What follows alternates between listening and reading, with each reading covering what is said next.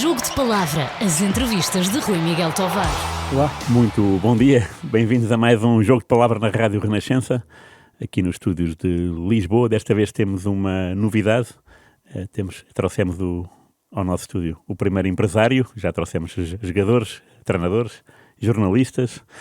Hoje trouxemos o empresário Paulo Barbosa, que é mais conhecido por ser o empresário dos russos, o Kulkov, Mostovoy e o Yuran. Se isso é justo ou não, já veremos nesta entrevista, mas a verdade é que eu próprio também, quando comecei a folhear os jornais desportivos dos anos 90, quando ainda eram trissemanários, a minha memória, lembro-me de ver muitas fotografias do Paulo, porque havia o registro fotográfico de uma entrevista do jornalista português com alguém russo que não falava português, e então aparecia o Paulo como empresário / intérprete naquelas horas vagas dos jogadores, mas de trabalho para o jornalista e para o Paulo. Bem-vindo, obrigado pelo convite. Obrigado pelo convite. De facto faz algum sentido, tendo em conta que quando eu fui convidado para trabalhar no Benfica, era para trabalhar, digamos, na área da psicologia.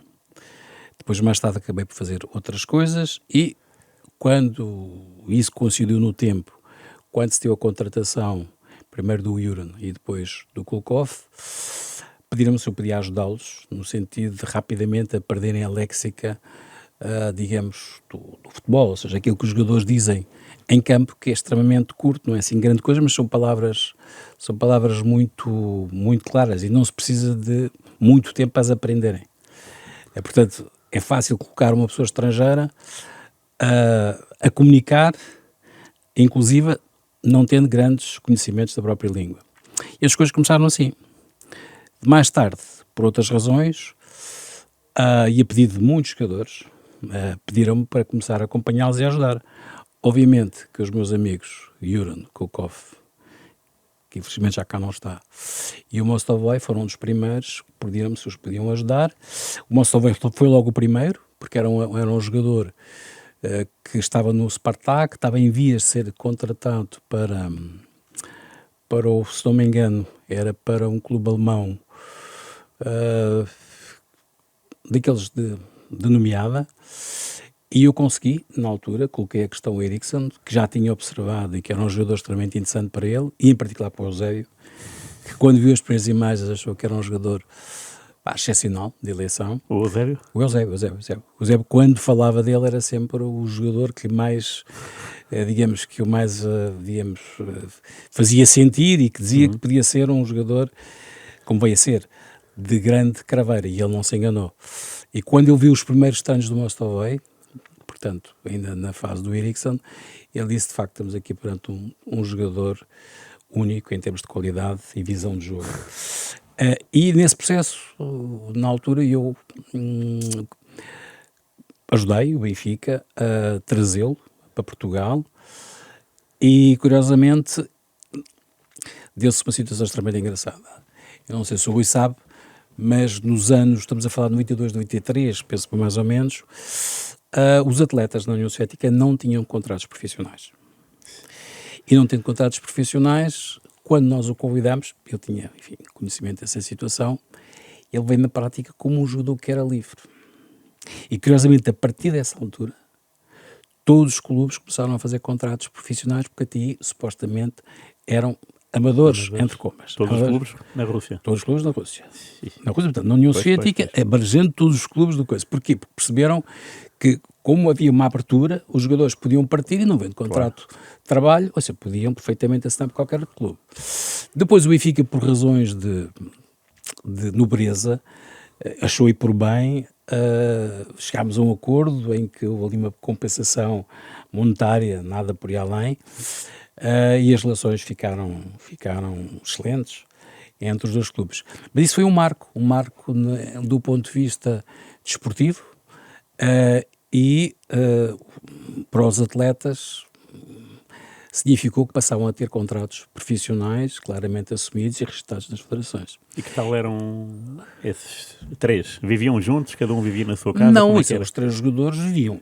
Cada um tinha o seu apartamento, tinham a sua própria vida. É natural que, por razões de quem está numa cidade nova, as pessoas tivessem mais tempo juntos, estivessem juntos, mas é preciso sublinhar que o Kulkov era russo, o Mostov é russo, mas o Yuran era, digamos, vivia na Ucrânia, mas numa zona onde a maioria era russa, mas tecnicamente era ucraniano. Ok. E ele assumia-se como ucraniano. E havia alguma... Não, havia, quer dizer, mesmo entre eles, às vezes o Yuran brincava porque falava em ucraniano, o Kov respondia em russo, e o Mostovoi, e era um grupo, digamos, divertido, mas correspondeu às primeiras gerações que vieram para a Europa Ocidental, num quadro muito diferente daquilo que eles estavam habituados. Claro. Porque lá eles estavam habituados a estar grande parte da semana em estágio, estavam sempre em estágio, vinham sempre na academia, e vinham só para casa, para os pais, para a família, muitas vezes, segunda, terça-feira, voltaram para os estágios, estavam sempre fechados.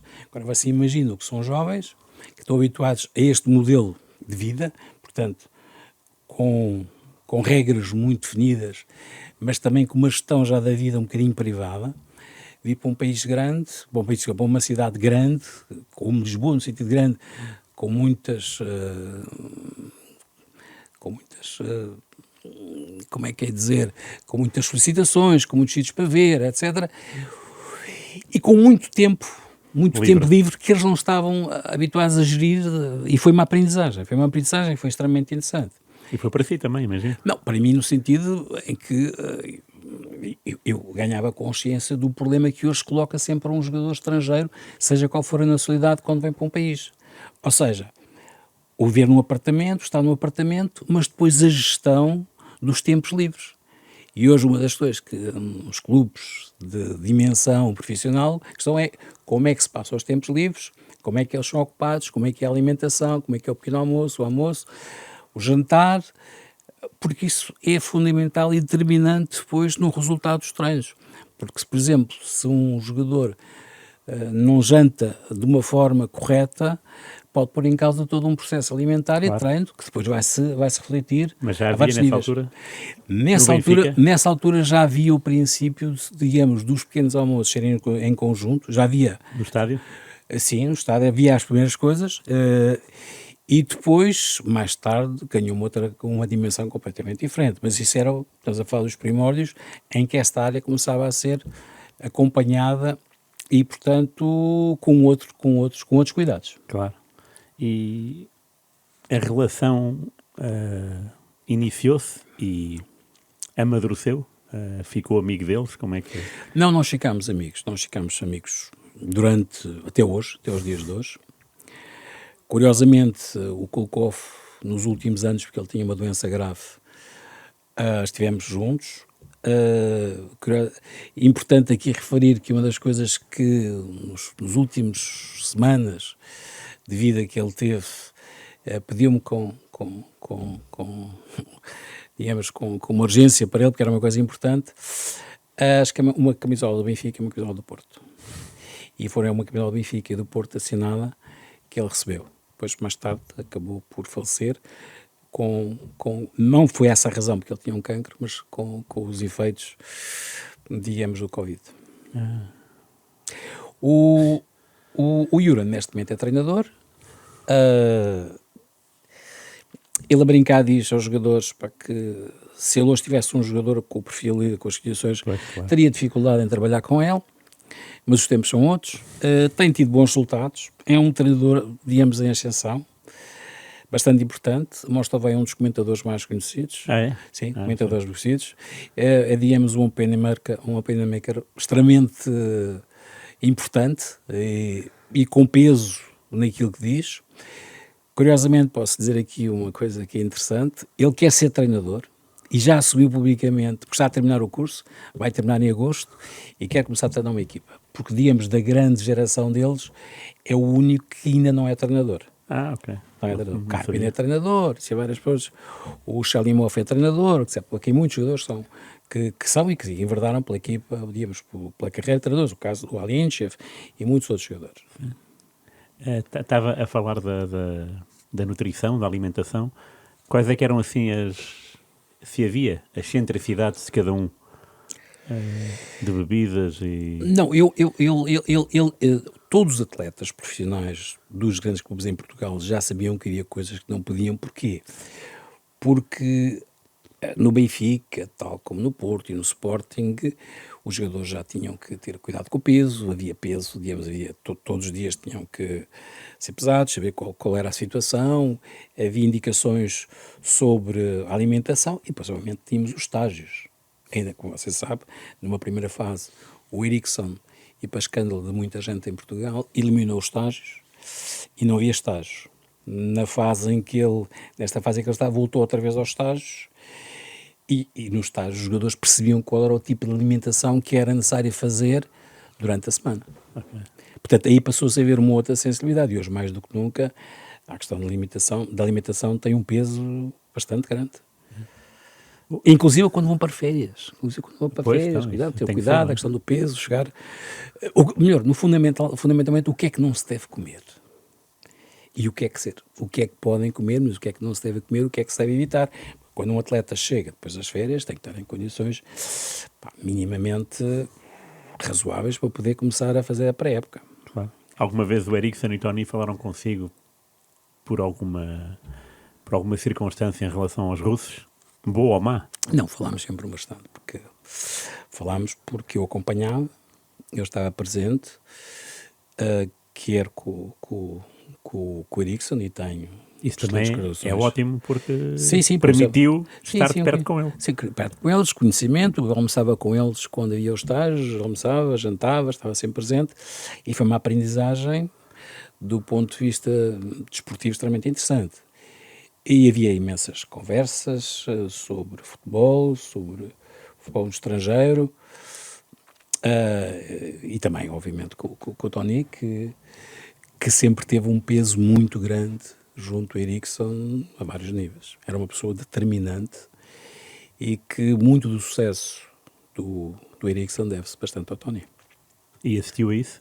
Não, eu assistia sim, porque muitas vezes nós almoçávamos, as pessoas quando almoçam falam, tragam opiniões, falam um bocado quais são os jogadores, as características, etc., quem pode, e eu assistia um bocado essas conversas e percebia, quer dizer, e também ia crescendo no sentido desportivo, perceber os problemas que muitas vezes colocam na gestão de um plantel. Claro. E o Eriksson, que tal como pessoa? Tal como nós, digamos, a imagem que nós temos do Eriksson exterior, de um gentleman, uma pessoa extremamente polida, correta, simpática, é a mesma coisa.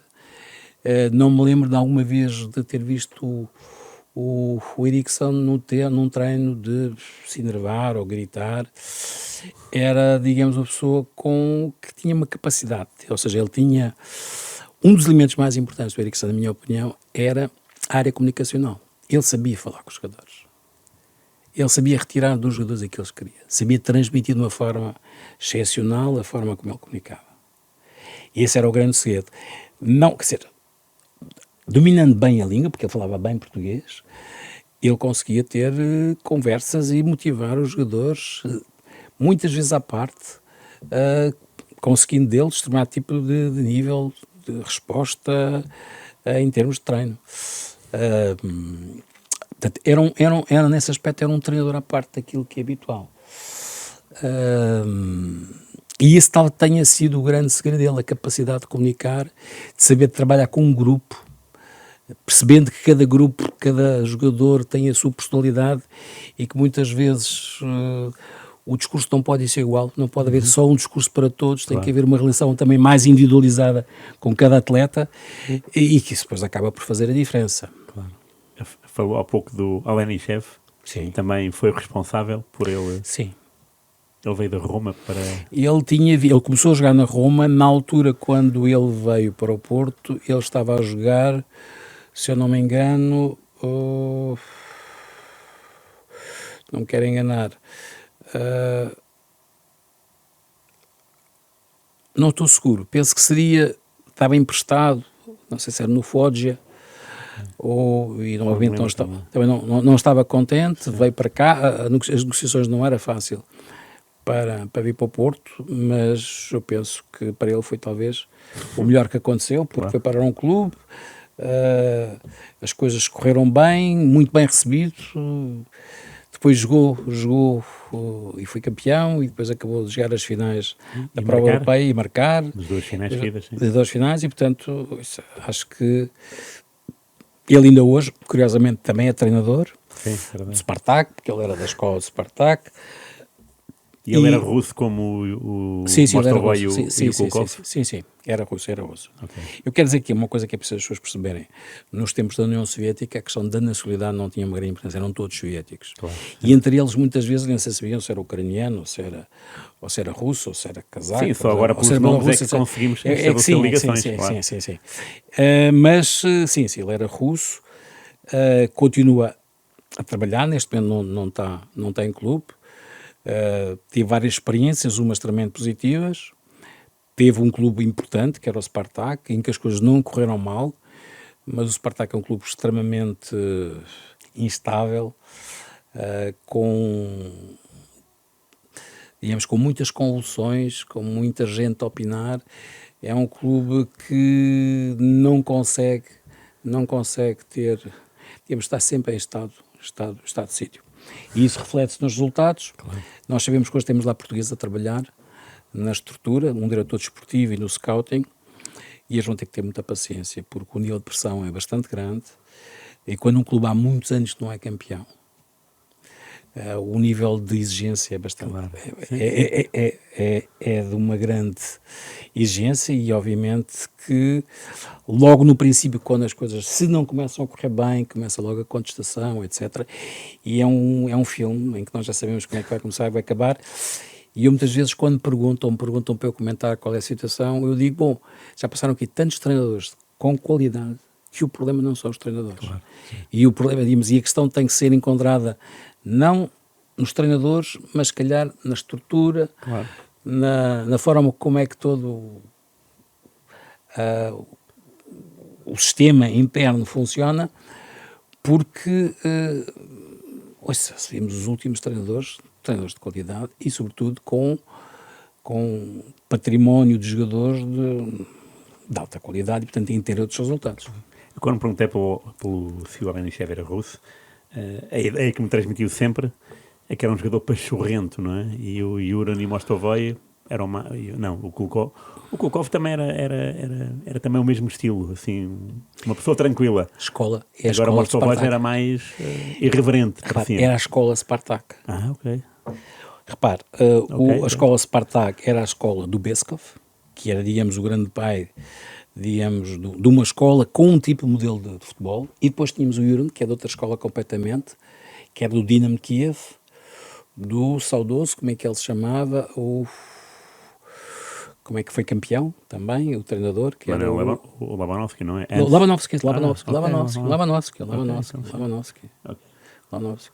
cujo alguns treinadores, pelo menos um treinador, fez um estágio com ele. Foi?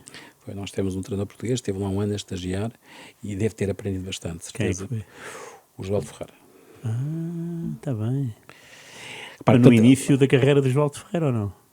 Antes da carreira. Não, naquela fase de inicial. Sim. E repare, no fundo, o que é que eu quero dizer com isto? Havia duas grandes escolas. A escola Labanovski, com um futebol mais coletivo, mas que teve a expressão naquela equipa, na grande equipa, claro, do Dinamo. Em duas grandes equipas, não é? Ou três até. Do Blaquini e do campeonato do mundo, da Espanha, que nós vimos que a qualidade é interessante.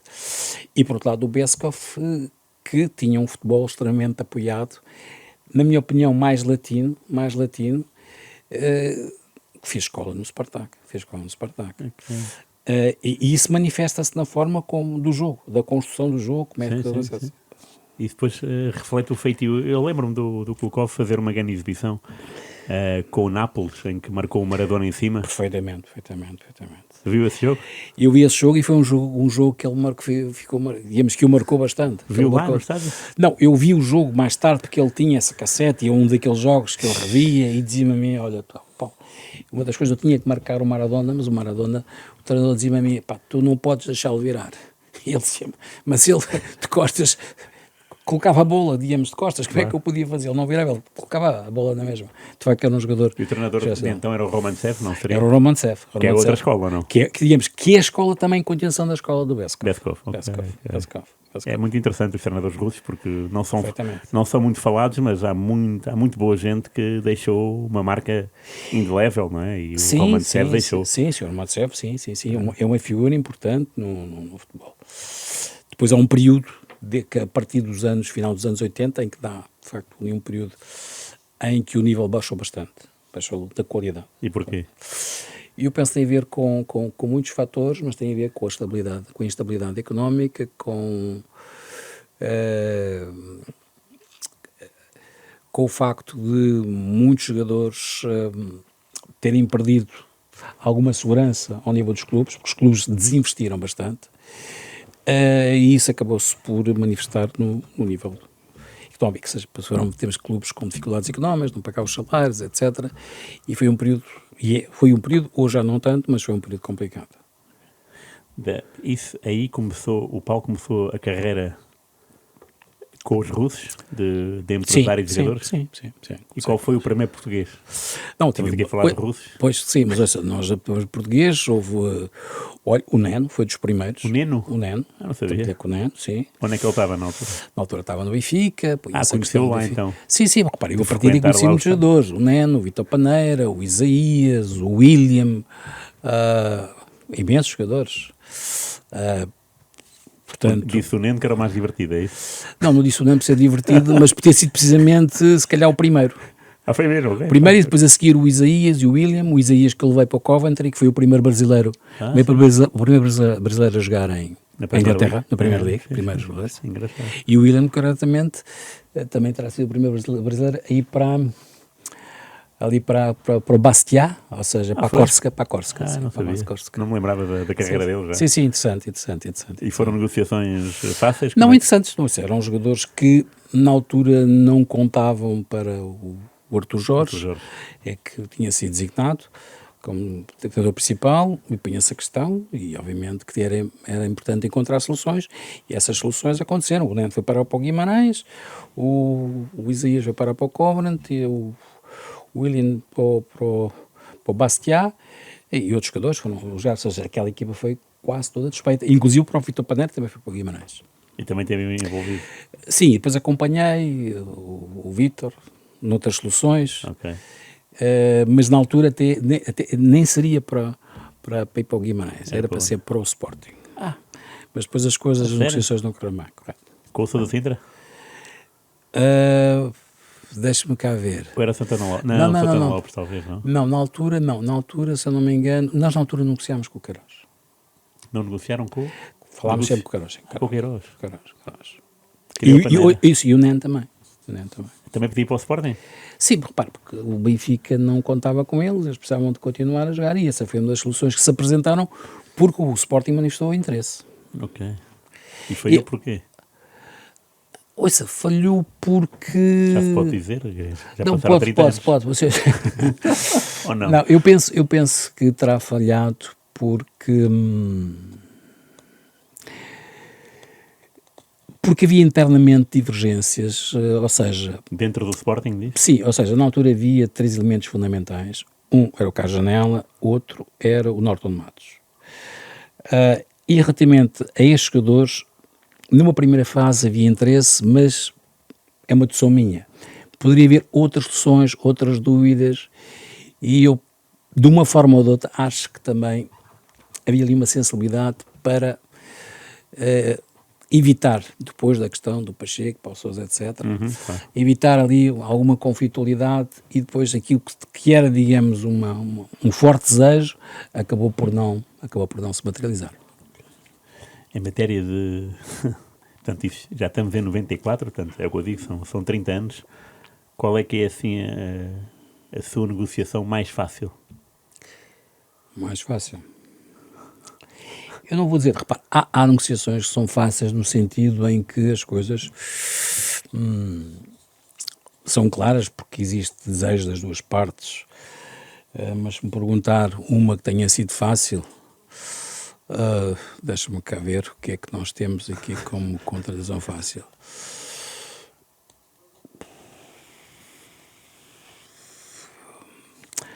Olha, eu penso que a transferência do Beto, do Sporting, para o Bordeaux foi uma transferência fácil. Já não, Que era o nem me capitão. lembrava disso. Que era o capitão do Sporting, nunca tinha saído para o estrangeiro. Ele tinha um grande desejo de jogar noutros clubes e ele Não me lembrava dele no Bordeaux. tomou a decisão e todas as partes estavam interessadas, o Sporting, por aquilo que ele tinha feito no clube, e talvez tenha sido uma das mais fáceis. Houve outras mais complicadas. Pronto, então diga lá. E Das mais 2 ou complicadas. 3. Olha, uma das portuguesas envolve também um português, que foi a transferência do cadete do Celtic de Glasgow para o Celta de Vigo. Porquê que foi complicado? Pois é, porque o presidente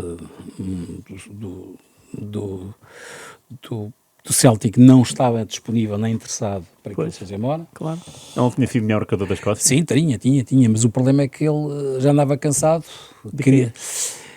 Bom, eu penso também havia aqui questões de caráter familiar, a esposa não estava lá, etc. E Vigo seria melhor, é por ser mais perto de Sim, casa? repare, e acabou por ir para Vigo porque era o sítio mais perto de Portugal, porque na altura não havia condições para vir jogar para Portugal. Só depois a seguir é que se encontrou a solução Benfica.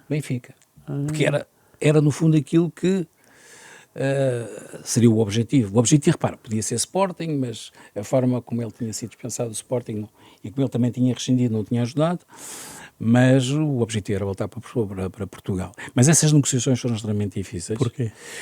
O presidente não quis ir. Não, o presidente não era só não querer, era, digamos, um bocadinho... Os escoceses, enfim, típicos, quando tomam uma decisão é não. Por outro lado, nós tínhamos que encontrar soluções para resolver a questão. O tempo ia passando, as coisas não eram possíveis. Ele não se apresentou, criou-se aqui uma situação de ruptura. E depois, com um bocadinho de paciência, acabou por surgir, porque às vezes também precisa ter um bocado de sorte nestas coisas, acabou por surgir uma boa solução, que foi o Celta de Vigo, que fez uma excelente oferta ao Celtic, e a partir daí até o próprio presidente o acompanhava no charter para vir para Vigo. Deve ter acompanhado imensos jogadores Sim, de um lado para o outro, não? Sim, bastante. Eu lembro de algumas histórias, ou melhor, lembro de alguns jogadores, lá está, fotografias de jornal. Lembro-me do Paulo aparecer em algumas manchetes com o Miguel. Na altura Benfica-Valência, será? Sim, não? Miguel, Valência, sim. Isso tinha sido um problema complicado. Por quê? Porque na altura ele tinha rescindido com o Benfica. Já tinha rescindido? Já tinha rescindido com o Benfica. Então podia ir à sua vida, ou não? Não podia ir porque havia o problema da rescisão, havia o problema da justa causa, não justa causa. As coisas já anteriormente se tinham complicado com o Luís Filipe Vieira, porque ele tinha a possibilidade de ir para a Juventus e o presidente do Benfica, na altura, não manifestou interesse nessa solução, não quis ouvir os representantes da Juventus, estavam aqui em Portugal, as coisas... E esses representantes reuniram-se com o Miguel, nessa altura? Sim, claro que sim, o Moji. Tivemos várias reuniões com o Moji em que tal Itália. essas pessoas? O Moji é o quê? Ouça, o Moji de facto é uma como pessoa, tipo à mesa, como é que ele é? Ouça, uma pessoa sensacional. É aquilo que nós chamamos um italiano com aquele sentido de humor, mas também com conhecimento profundo, ou seja, dos homens com, na minha opinião, com mais conhecimento do mundo, digamos, do futebol, sobretudo em Itália, é uma espécie do Papa. O Papa, ou melhor, o Cardinal, que punha e dispunha e que, de facto, conseguiu fazer da Juventus uma equipa fantástica. Sim, claro. Uma equipa fantástica. E, portanto, não resultou porque o presidente do Benfica não queria outro tipo de negócio? Não, havia ali uma outra solução, havia uma ideia de ele ir para o Dinamo de Moscou, na altura o Benfica tinha... Mas isso era... Sim, mas havia na altura muitos jogadores que iam lá parar. Inclusive o próprio Assis era jogador do Dinamo, mas ele se calhar também não sabia que era do Dinamo. Não, mas o próprio levar Miguel, o Miguel era acabar um pouco com a carreira dele. Sim, mas os direitos económicos também do Miguel pertenciam ao Dinamo, assim, uma grande... Assim, coisas que nunca foram muito claras, pertenciam ao Dinamo, e portanto havia os direitos que estavam, enfim, hipotecados ao Dinamo de Moscou, e as coisas se tornaram extremamente... E esta rescisão veio por isto tudo em causa, não é? E depois, com muita paciência, conseguimos, porque curiosamente nessa altura já jogava no Valência, o Marco Canara, Ok.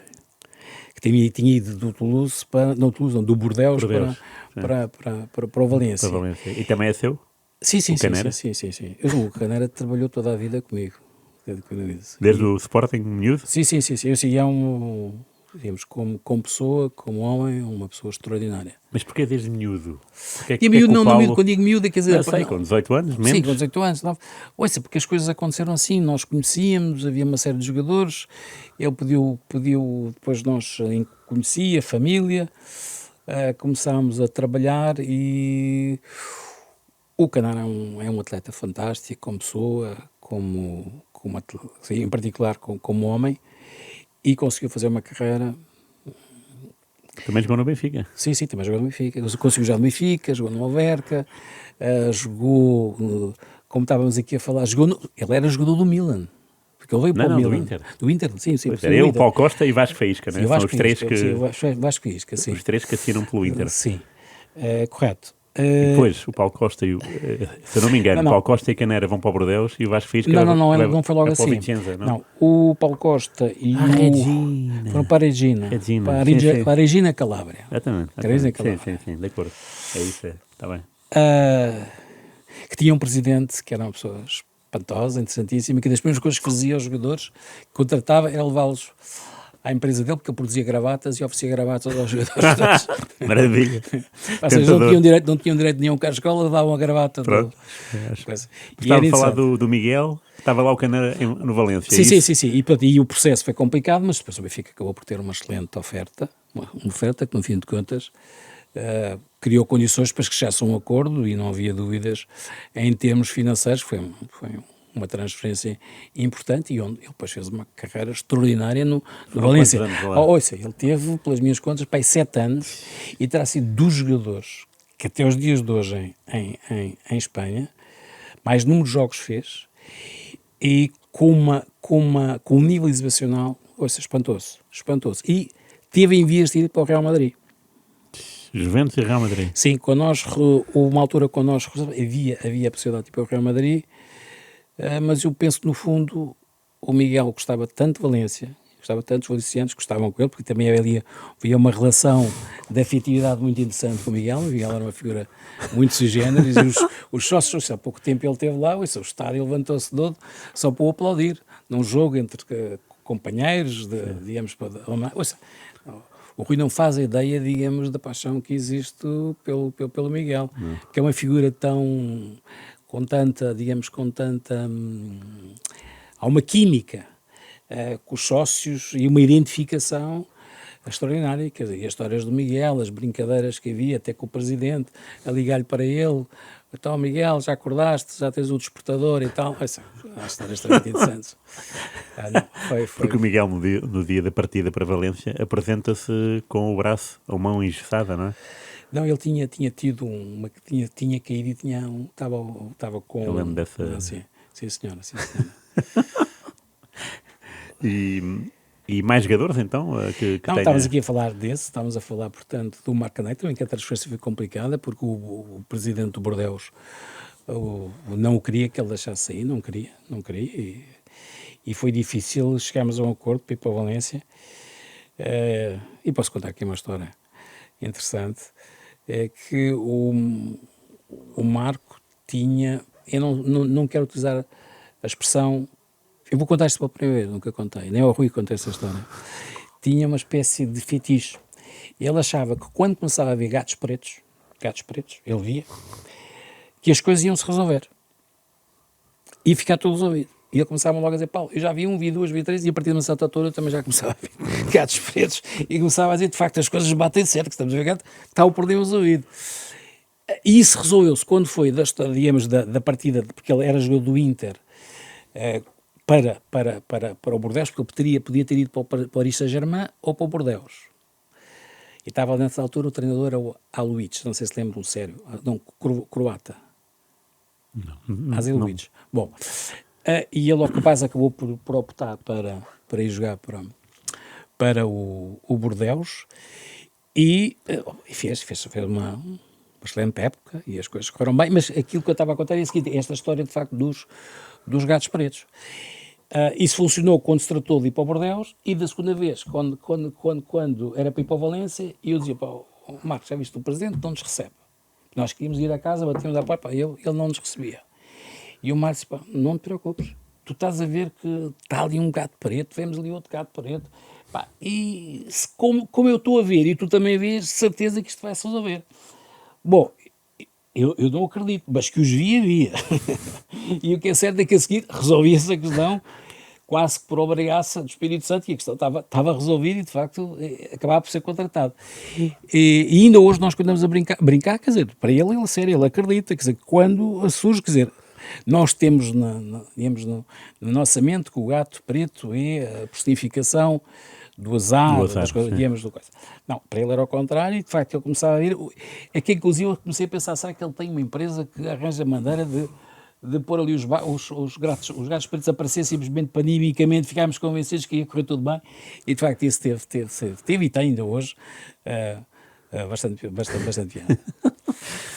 Agora lembrei-me de outro russo que se calhar era um russo bastante específico, o Ismailov. O Ismailov é um russo tártaro. Eu tinha essa ideia. E o que é que isso quer dizer? Isso quer dizer que ele, no fundo, é muçulmano. E, do ponto de vista cultural, difere muito dos outros atletas.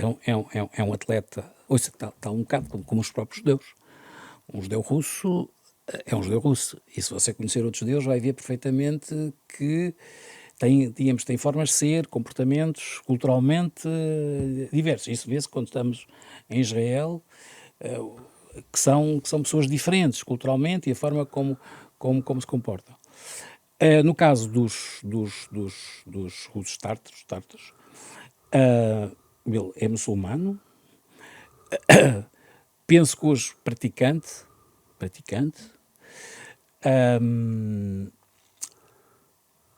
e do ponto de vista desportivo, era um jogador espantoso. Porquê? Ouça, porque não há muitos jogadores com 17 anos que são titulares de uma seleção. Da Rússia. Da Rússia, com 17 anos. Ele jogou o Mundial de 2004, cá em Portugal. Jogou. Com essa idade? Ou já era um bocado? Não, na altura era um bocadinho mais velho, mas jogou, se não me engano, sim, já era titular desde quando, ou seja, no segundo ano em que ele aparece, com 17 anos, ele é chamado à seleção, é titular, e começa a fazer imensos jogos. Por qualidade técnica Pela qualidade. E inclusive, trabalho. há um jogo que o Mourinho viu, que era um França-Rússia, em que ele viu e ficou maravilhado e perguntou, mas quem é aquele jogo que está ali a jogar? E quando soube que tinha 17 anos, não queria acreditar pela qualidade que ele tinha. Ele veio para o Sporting de onde? Onde é que ele estava a jogar? Estava a jogar no Lokomotiv de Moscou. E quem é que o descobriu, digamos assim, do Sporting? Não, penso que o Sporting, quer dizer, havia no Sporting um diretor desportivo com qualidade, no sentido com muitos conhecimentos daquilo que existe, que era o Carlos Freitas. Sim, conhecia claro. muito bem, e a única questão que ele colocava era, mas como é que é possível? Como é que um jogador deste é possível vir para cá? E mais, outra questão que ele punha, mas porque ele sabia um pouco mais de outras realidades, e uma das questões que ele punha, como é que ele consegue cá chegar? Uhum. Ou melhor, como é que se consegue resolver não só o problema com o clube, mas outro tipo de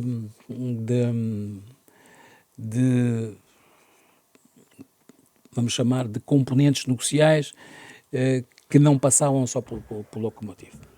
Mas porquê? Eu li em jornais, não só portugueses, mas também russos, porque depois os portugueses traduziam, mas eram informações da Rússia, sim, que havia ligações à máfia. Isso é verdade? Inteiramente verdade? Tem uma porcentagem? Eu vou dizer o seguinte. A máfia, obviamente, e há bocado nós falámos isso quando falámos um pouco atrás sobre uma certa decadência. O Mogi, sim, mas o Mogi é um outro tipo de gestão com um conhecimento excepcional, digamos, de quem conhece tudo, que conhece pessoa a pessoa, federação, clubes, que tinha um conhecimento único. E depois muitos anos. Aqui neste caso tinha a ver com o seguinte, é que a partir dos anos 90, determinadas grupos organizados, começaram a controlar os clubes e muitos jogadores. Ok. E todos os jogadores que vinham de estratos com mais dificuldades, eles tendiam a resolver determinado tipo de questões e a partir daí apoderar-se, digamos... Os jogadores ficaram reféns. Ficaram reféns. E isso foi um fenómeno que permaneceu durante bastante tempo, e que muitos jogadores não conseguiram, porque não era só questões pessoais. Eram questões que podiam, inclusive, muitas vezes, envolver as próprias famílias. Claro, Por compreendo. exemplo, um pai que tinha dívidas, etc., Sim, pagava as dívidas dos pais, a partir de uma certa altura eles passavam a controlar. Bom, e depois você não fazia nenhuma transferência, não podia fazer uma transferência se não tivesse a ter em conta o clube, mas muitas vezes o próprio clube também tinha a noção que eles por si só não podiam decidir tudo. Ok. Até porque estes grupos também passaram a ter uma forte presença na vida económica e financeira dos clubes. Pois, claro. E isso condicionava tudo. E como é que era o Ismailov como pessoa? Era recatado, porque o ar dele em campo e fora, mas dentro de campo parecia ser profissional, mas extremamente quieto, né? No seu lugar. Não era extrovertido, era uma pessoa para dentro. Sim, eu diria que o Ismailov é talvez dos atletas mais espantosos em termos de dedicação ao futebol. Ou seja, era ele que morava na academia, não? Ele pediu para morar na academia? Sim. Queria ver na academia. Em Alcochete? Sim, Alcochete. E viveu? Não queria? Sim, viveu e só acabou por ter que sair de lá, porque entretanto veio para cá a família e ele teve que sair de lá. Mas ele era uma pessoa que vivia 24 horas o futebol. E via com uma tal intensidade que às vezes isso não fazia bem, porque às vezes é importante parar, fazer outras coisas. Claro. Dou-lhe um exemplo. Ele nas férias, e eu espero que ele não se vá zangar por eu dizer isto, ele nas férias, por exemplo, das coisas que ele mais tinha paixão, imagine para onde é que ele ia. Para um ginásio? Não. Ele achava, isso era um segredo que ainda hoje pouca gente sabe, ele, sem ninguém saber, apanhava o avião e ia para o Rio de Janeiro. Ia jogar com os miúdos na rua, nas praias, etc., que era a paixão dele. E ele diz: Paulo, eu nunca aprendi tanto no futebol se não fosse a jogar com os brasileiros, etc. E, ainda hoje, se eu puder, eu vou, porque a paixão, a forma como eles jogam, tu não aprendes numa academia. É aquilo que chama-se futebol de rua. Sim. O futebol improvisado, em que a imaginação e a criatividade são elementos que estão sempre presentes. Ele disse: quando eu lá cheguei, eu disse: eu vou abandonar o futebol porque eu não sei jogar a bola. E contou uma história. Olha, eu estava aqui na praia, estávamos aqui todos a jogar, já tinham lá amigos, e eu disse: mas como é que tu falavas? Não, nós falávamos, por mãos nós falávamos. E ele disse: olha, eu uma vez vi um jogo de raparigas na praia e vi uma rapariga fazer um pontapé de bicicleta. E eu disse: não acredito, eu vou pousar as minhas botas, porque não acredito que eu, com uma jovem, pudesse fazer este tipo de movimentos, porque no meu país ninguém fazia isto. Ou melhor, poucos seriam que eles seriam capazes de fazer. E esta paixão fazia com que ele viajasse para os sítios onde ele achava que podia praticar, etc. E as férias eram passadas assim. Ou seja, a jogar, a estar, etc. Ou seja, e daí, digamos, um interesse profundo em ver como é que aquele jogador fazia com os movimentos, etc. Depois, durante a época, era uma pessoa que via sempre obcecada com o próximo jogo, se estava bem, se não estava bem, como é que jogava, de um sentido crítico, em que eu não me lembro dele ter dito que fez um bom jogo, ele jogava sempre mal. Até o ponto que eu tinha a dizer: mas Marat, não é? Marat, vamos, o Zidane não se engana, não se comete erros, comete. Então, e todos os jogadores não cometem erros, cometem. Então, qual é o problema de um jogador? As coisas não correrem bem, ou cometer erros? É normal, as coisas são assim. Mas era de um perfeccionismo tão grande, relativamente a si. Aos outros, ele tinha uma abordagem diferente. Não, bom, etc., com muita qualidade, mas com uma profunda exigência que, curiosamente, eu penso que nem sempre o ajudou. Porque ele não sabia desligar, Estava sempre a falar, sempre a pensar como é que era o jogo, e ainda não tinha jogado, já estava a jogar o jogo mentalmente. Sim. Incrível. E conheceu alguém assim próximo deste Não, estilo não do conheço Ismael? ninguém, ou seja, não conheço ninguém, não, quer dizer, porque eu sei que havia muitos treinadores que uma das preocupações que tinha era que ele no hotel não fosse para o ginásio, porque ele estava lá no ginásio a treinar às 2, 3 da manhã, porque achava que tinha, porque se ele achasse que não tinha treinado, não tinha feito, não sei o quê, o jogo não ia correr bem. Ou seja, tinha que fazer sempre as mesmas coisas. Assim como ele, a outro nível, o Mostovoi. Era O também? Mostovoi. Pá, e há um outro jogador que me marcou sempre, a outro nível, que foi o Pauleta. Um jogador que nunca jogou em um campeonato em Portugal, Verdade. pá, e que depois consegue-se transferir para o estrangeiro, primeiro para o Então, da era Corunha, para o Desportivo da Corunha, e depois mais tarde para o Bordeaux. Não, primeiro Salamanca. Não Sim, foi? Salamanca, Com o João Alves, Salamanca, depois para o o Deportivo, Desportivo, onde foi campeão e espanhol, depois no Deportivo, Bordeus. fui eu que levo para o Bordeaux. Ah, é? Deportivo Bordeus. Deportivo Bordeaux, onde No, faz... no último dia do mercado, não Ouça, foi? no livro Mordida do Mercado, que também temos uma história, daquelas histórias que eu às vezes pergunto, a mim é que me acontece. Porque ele estava na seleção, Estava, está e ele tinha que assinar um contrato. Ele escreve isso num livro biográfico dele, conta essa história. Ele tinha que assinar o contrato, e o contrato tinha que entrar antes da meia-noite em França. Primeiro, tínhamos aí um problema, como é que ele vai assinar? Resolvemos, o Bordeaux veio cá com um charter, chegou cá, tínhamos o contrato para ele assinar, e o problema era que ele tinha que vir ter connosco, porque a única solução que nós tínhamos era o contrato ser assinado no aeroporto, porque os CTT ainda estavam abertos. Ok, sim. Ainda não havia. Agora é porquê? Por e-mail? Por fax? Sim. Mas entretanto, não, agora pode ser por fax, mas da altura nós não podíamos fazer. Então, o Pauleta conseguiu sair da seleção, não estava fácil, mas chegou uns 10 minutos, 10, 15 minutos atrasado ao aeroporto. E o problema era o carimbo da estação. E o senhor disse, não, já passa. E eu tinha o diretor desportivo, que era o Charles Camporó, desanimadíssimo, Já passou da hora? Já tinha passado para pôr a hora. O carimbo? Sim, é verdade. Até que eu perguntei lá ao senhor assim, diga uma coisa, amigo. Não era possível, mas repare, isso quando ele vinha a caminho, porque eu já percebia que ele não ia chegar a horas. E eu, quando faltava 2, 3 minutos, perguntei lá a um jovem que estava lá assim, diga uma coisa, para não quebrando as regras aqui do CTT, diga uma coisa, é possível eu comprar um envelope grande que você vai carimbar, está registado, Já, ok. e eu depois tenho aqui uma pessoa que vai-me trazer umas coisas e nós podemos pôr o papel e você a única coisa que temos que fazer é simplesmente já está de acordo, acha que nos podia ajudar? E ele disse, Aí eu disse, olha, há uma coisa que eu não sei, mas posso lhe dizer, se você, pelo menos o jovem que vem aqui vai lhe oferecer uma camisola, que ele não sabia quem é, então, mas quem é?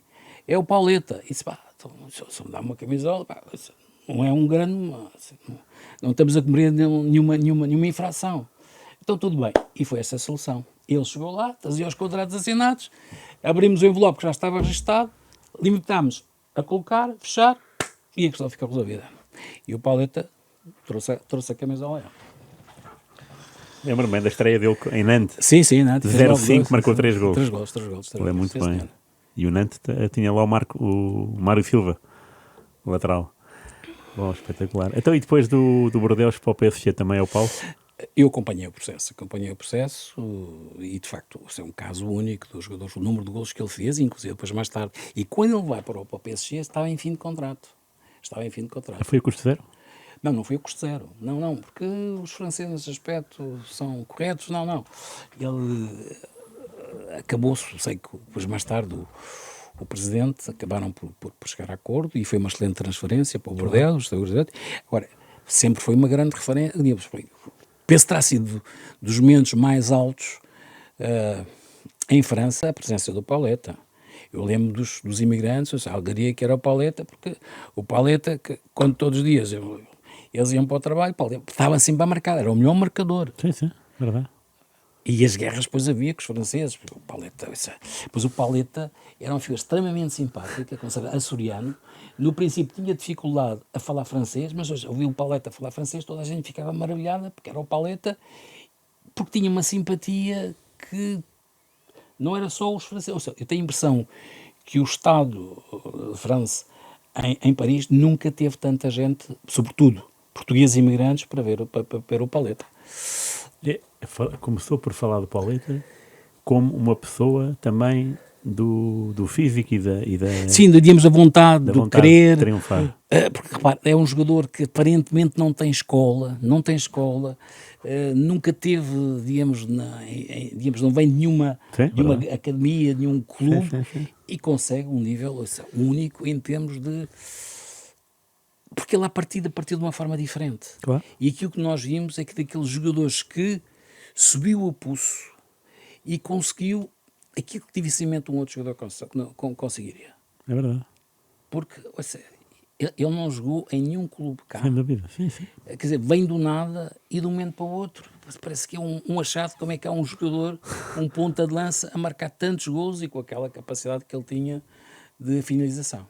Nessa altura o Paulo tinha quantos jogadores na seleção? Era só o Pauleta? Ou tinha Não, mais? havia mais jogadores. Além do Pauleta também era representado, no fim de contas, ele era representado por um amigo que era o Gama. Ele é que, no fim de contas, sempre trabalhou com ele. Eu acompanhei esse processo, mas... Não, havia vários jogadores. Se você me perguntar todos, eu não sei. Sei que havia jogadores importantes, tal como depois mais tarde houve outros jogadores.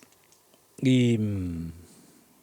O Paulo chegou a fazer alguma psicologia no Benfica, porque foi contratado para entrar no gabinete de psicologia. Sim, Qual claro é que era a sim. ideia?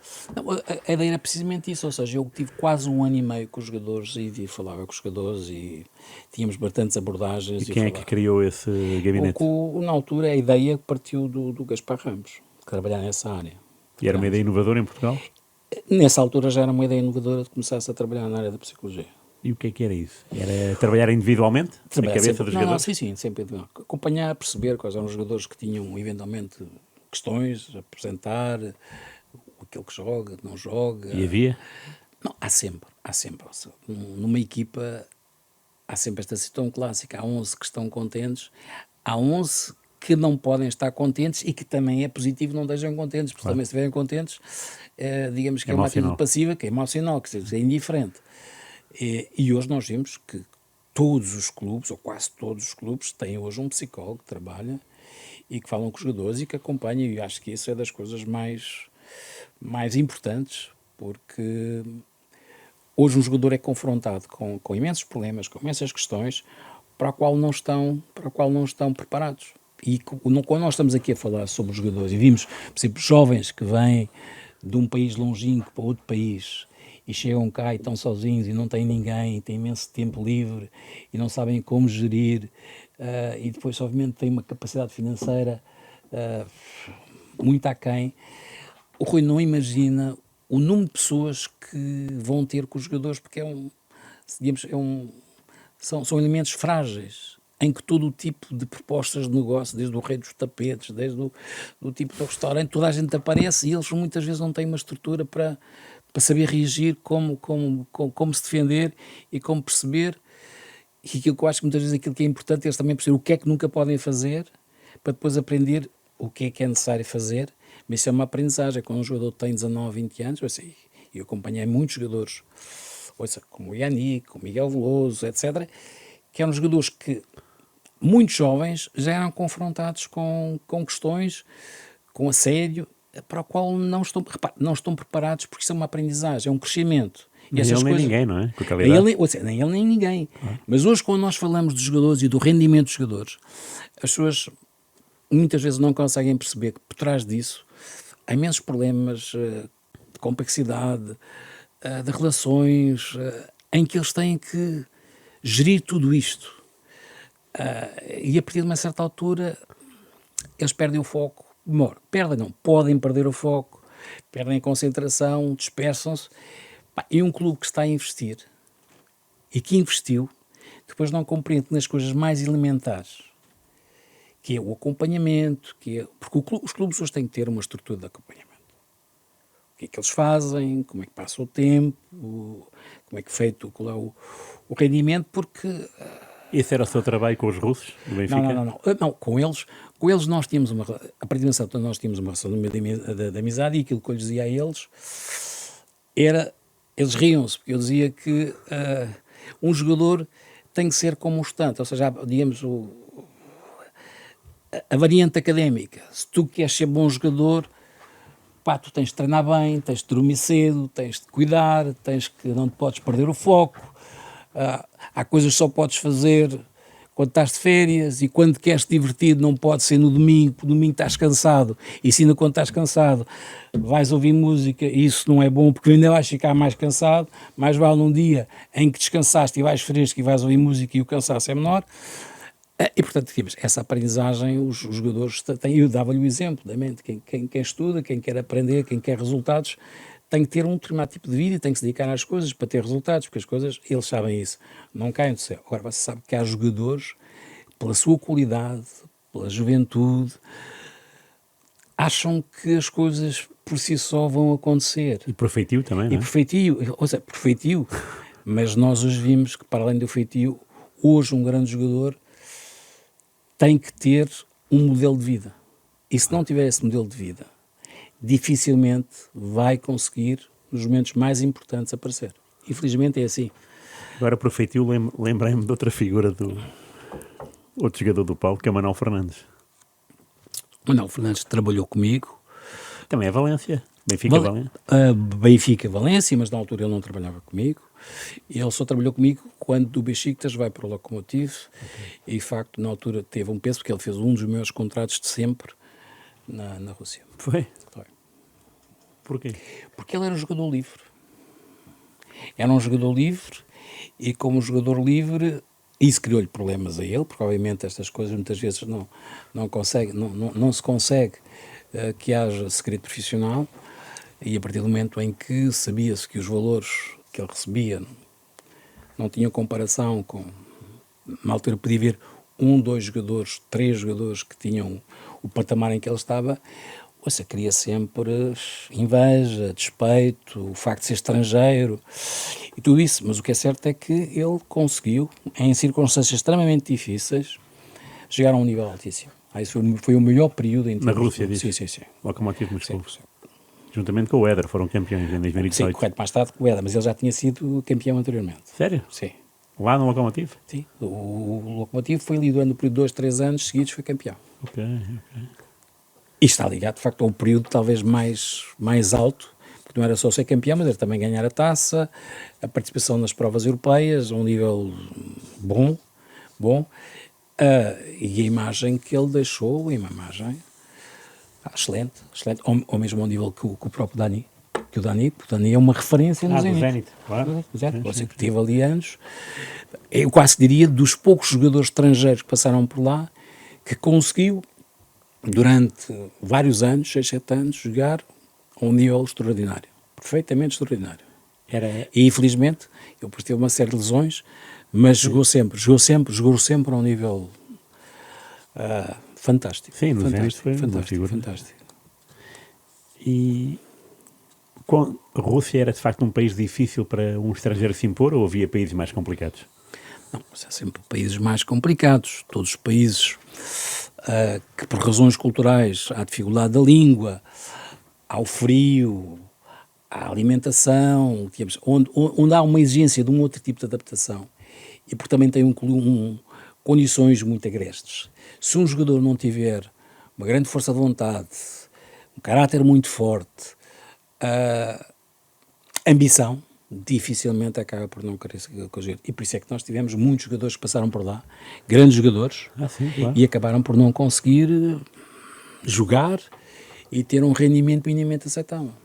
Sim. Lembro de Maniche e Costinha, por exemplo, no Dinamo Moscou. Sim, claramente sim, mas eles também passaram pelo pior período da história do Dinamo, porque era uma equipa que tinha, se não me engano, 11 ou 12 estrangeiros. Sim. E nós estamos a brincar, quer dizer, quando há 3 já é uma escola de samba, e a partir de uma certa altura as coisas não funcionam. E também havia um clube, naquela altura, naquele momento, com muito amador, com falta de condições, e eu penso que os jogadores tinham salários extraordinários, mas ao nível das infraestruturas também não criavam um mecanismo no sentido das pessoas perceberem que tinham que ter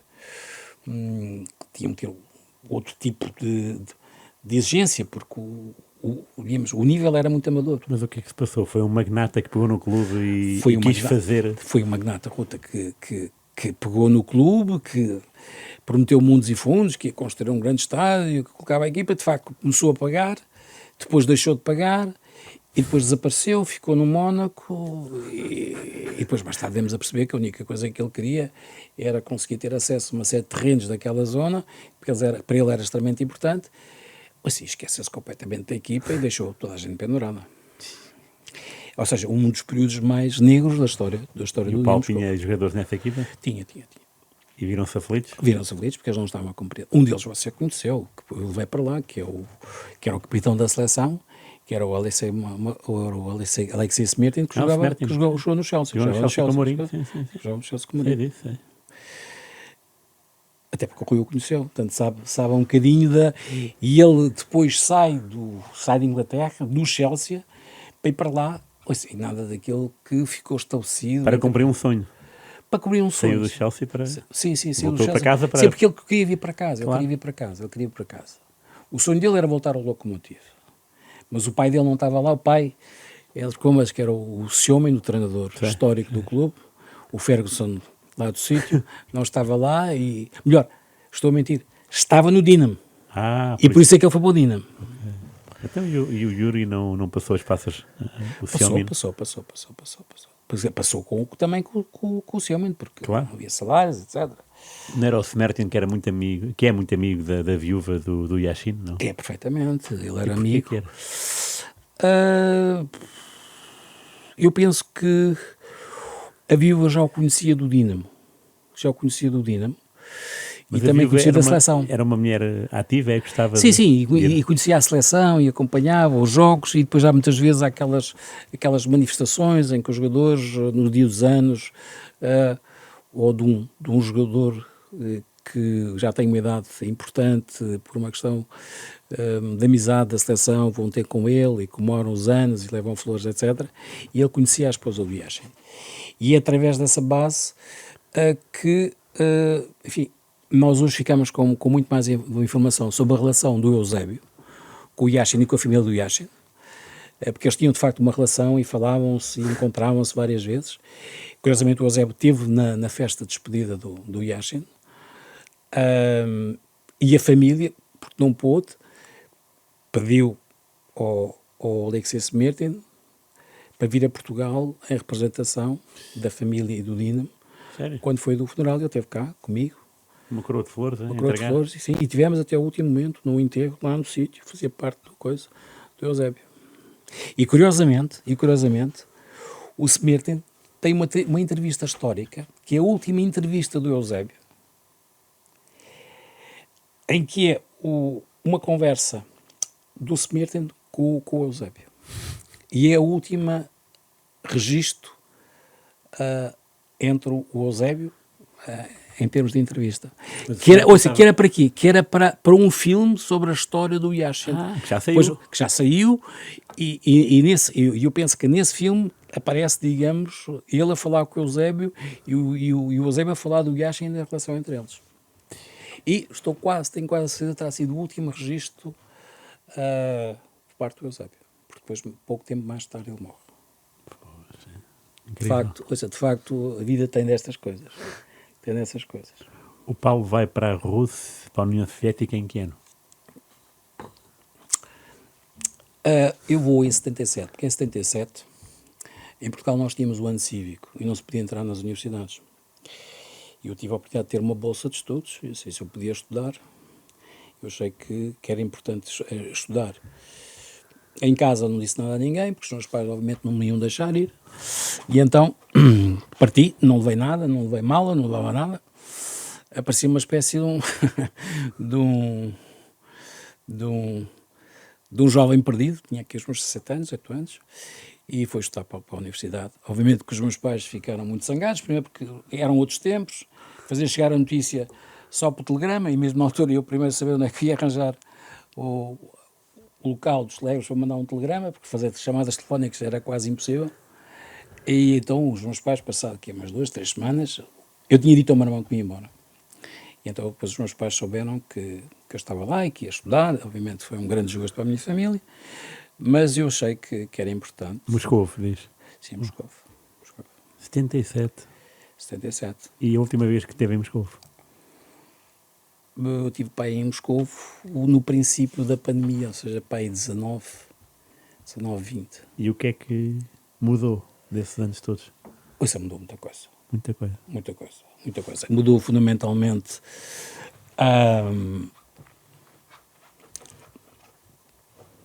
eu penso que, no fundo, o estado de espírito das pessoas, porque vêm, digamos, de um processo de isolamento em que as pessoas também não saíam de casa, estavam isoladas. Isso teve um preço muito grande, porque o nível de mortalidade foi altíssimo. Foi altíssimo. Muito alto. Muito alto. Depois porque deu-se uma cisão profunda na sociedade entre as pessoas que achavam que deviam aceitar ser vacinadas e o movimento das pessoas que achavam que deviam ser vacinadas. E aquilo, era complicado. E eu explicar-lhes a eles que no meu país as pessoas achavam que deviam ser vacinadas, que ninguém saía de casa, que as pessoas estavam em casa, que as pessoas cumpriam, se calhar porque nós tínhamos uma outra atitude, uma outra preocupação, era difícil. Era difícil e é difícil, porque eles ainda continuam com problemas do Covid. E aí eu percebi como nós somos tão disciplinados e tão certinhos e tão, digamos, acreditamos nas estruturas. E ali não, havia todas as teorias da conspiração e aquilo que aparentemente devia ser um povo à nossa imagem altamente disciplinado, faz as coisas, completamente ao contrário. Completamente ao contrário. Isso eu, quando falava com alguns amigos meus e dizia que tinha vacinado, eles olhavam para mim como fosse um estranho, mas como é que foste vacinado? Porque depois das teorias da conspiração, desde que aquilo era um chip que dava e que viravam a cabeça, tudo o que seria possível de teorias sobre as razões para a não vacinação, acabei por assistir tudo. E, de facto, complicado. Assistia a jogos de futebol nos anos 70 e 80? Se sim, Assistia. De quem? Olha, assistia a um jogo histórico, nunca mais me esqueço, que foi da nossa seleção. Aquele jogo histórico em que depois mais tarde o Chalana esteve naquele penalti em que Portugal ganhou. Portanto, vi os 5-0 ao vivo. Depois tive uns 5-0 ao vivo, em que tive uma recepção na universidade, quase com toda a gente a bater palmas, porque tinha lá um professor que gostava imenso de futebol e ele sabia que eu também gostava de futebol e que me interessava, e nunca mais me esqueço ele ter dito que estas coisas acontecem mesmo aos melhores, e eu brinquei e disse-lhe com ele: olha, eu também nunca tinha pensado que um país tão pequenino, isto depois já do penalti, pudesse dar um desgosto tão grande a vocês. Ou seja, da primeira vez foi uma grande alegria. Claro. Agora, depois do resultado com o celebérrimo penalti do Chalana, um desgosto tão grande para eles, porque nós depois fomos apurados e fomos para o Mundial de França. Sim. Para o europeu. Sim, faz agora 40 anos. Mas lembro curiosamente de um jogo que me marcou para sempre. É interessante, depois mais tarde vim a conhecer pessoalmente o Chalana. Eu contei-lhe essa história. Contei-lhe a história de um jogo, se eu não me engano, era com... Ora, não era o Shakhtar, não era... o Dnipro-Bordeaux? O Dnipro-Bordeaux, perfeitamente. Penaltis, desempate penaltis. Penaltis, em que nem o Tigana, nem o Giresse, ninguém queria marcar o penalti. Até porque havia ali um conflito com o Chalana, porque o Chalana era Chalana, e eles deixaram o Chalana marcar o último penalti. E o Chalana vai marcar o penalti. Eu sei, mas aquilo estava tudo cheio de neve, de gelo. Eu não quero mentir, mas eu penso que ele terá marcado o penal com o pé direito. Marcou. Marcou o pé direito. Pé direito. Ouça, foi uma coisa do outro mundo, a recepção, o Chalana, e curiosamente, durante vários dias, eles andaram a mostrar jogadas só do Chalana. E eles, televisão russa? Ou seja, mostrar só como é que o Chalana, com o corpo, fazia os movimentos e os jogadores iam todos partindo a espinha, ou seja, ficavam todos dobrados, e como é que ele em movimento os tirava do caminho, ou seja, eles achavam que de facto, e davam como exemplo um outro jogador, que era o Garrincha. Okay. O Garrincha, que tinha sempre a mesma finta, mas... e que conseguia sempre fintar, e que hoje é também uma referência. E curiosamente chamava-lhe o Xalaná, que era o Xalana, que de facto fez um jogo espantoso. Como eu lhe disse depois mais tarde, acabei por conhecer. E falar desse dia, certamente. Falámos das histórias todas com ele, até porque eu dizia-lhe a ele que eu gostava de ver o Benfica e via 2 jogadores. Ia ver o Xalana e o Diamantino. Se jogavam, via o jogo. Se não ia, vinha embora. Porque eram de facto os jogadores que eu sempre tive certa paixão pela forma como jogavam, etc., pela classe, claro, pela elegância. E olha, foi, de facto, para mim foi importante ter podido contar ao Xalana, porque ele depois também falou comigo sobre as histórias do período em que esteve do Bordeus, da conflitualidade, problemas com os franceses, o falar, o português, o francês, e de facto eu percebi que não é fácil, quer dizer, seria fácil, para ele é fácil em França porque tínhamos os imigrantes, sim, e eu apoio os imigrantes, mas nem sempre é fácil para um jogador português nem sempre serem tão bem recebidos como os estrangeiros são recebidos em Portugal. Claro, óbvio, sim. Eu, sem patriotismo, penso que dos países que melhor os estrangeiros são recebidos é em Portugal. Pela atenção, pelo carinho, pela própria relação que é entre eles. E como tive a experiência de ter jogadores na Alemanha, na China, nos Estados Unidos, Turquia, todo o mundo, eu hoje tenho a noção que não há comparação com a forma do tratamento. A começar por uma coisa simples. Em Portugal há a cultura do jantar. Dos jantares em que a equipa se encontra, vão todos jantar. Muitas vezes o treinador não vem, que é também para não estragar a festa. E as pessoas estão juntas e convivem e a relação é completamente diferente. E se calhar por isso é que para muita gente, para muitas gerações que passaram por Portugal, os clubes, a experiência nós sentimos que as pessoas têm uma paixão pela memória daquele período. Boa. E é interessante, claro, interessante. Muito bom. Mas quando eu pergunto a um português, então como é que é isto aqui na Turquia? E faço a comparação, e como é que vocês recebiam? Isso dizia-me, meu Paulo, isto não tem comparação. Não tem comparação a forma como é que nós estamos, como é que nós próprios muitas vezes não temos a noção da forma como recebemos as pessoas. E não tem comparação nenhuma. E de facto há aqui uma diferença enormíssima. Olha, dou-lhe um exemplo. Eu nos últimos tenho jogadores na China e as pessoas dizem-me que de facto o relacionamento é bom, etc. As pessoas querem ser simpáticas, mas nada se compara com a forma como nós tratamos os estrangeiros. Incrível. Mas é verdade. E fechamos em grande com Xalana e a Portugalidade, na arte de bem receber. Há aqui outra coisa que é importante, que eu não contei, que é interessantíssimo. Quando eu estudava, eu tinha toda a comunidade dos PALOP que jogávamos entre nós. Tínhamos uma equipa que jogava futebol que era só os PALOP. Eu vou só contar essa história porque tem piada. E tínhamos uma equipa que jogava com os outros países, com os ingleses, que estavam também lá na universidade, eram estagiários, com os franceses, com os alemães, e tínhamos ali torneios interessantes.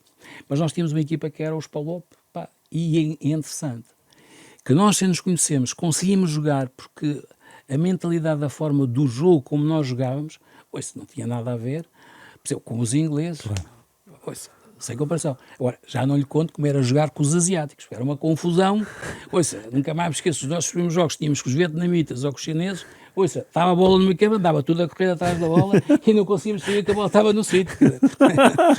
A bola ia para ali e quase 11 tudo atrás da bola. Uma coisa terrível.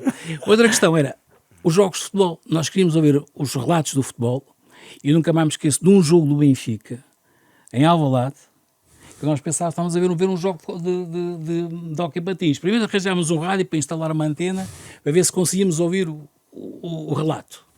Curiosamente, da Rádio Nascença. Nunca mais me esqueço. Mas nós não conseguíamos sintonizar. E a única coisa que ouvimos era isso não pode ser. Não pode ser, deve ser hóquei patins. E depois, é melhor acabar. De certeza que não estávamos a apanhar um jogo de futebol, não era esse jogo, devia ser um jogo de patins, e depois mais tarde viemos a saber daquele um jogo do 7-1, não é? 7-1. E aí acabámos, não vale a pena ouvirmos mais jogos de futebol. Voltámos a acabar em grande, pronto, com o 7-1.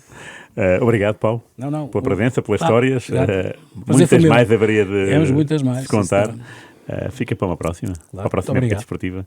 Obrigado a todos os presentes Obrigado, para mais um prazer. jogo de palavra com o Paulo Barbosa, empresário. Voltamos para a semana. Até lá, pode acompanhar, ver, rever a entrevista ao Paulo Barbosa, rr.pt, o site oficial, e o YouTube e Spotify. Obrigado, até para a semana.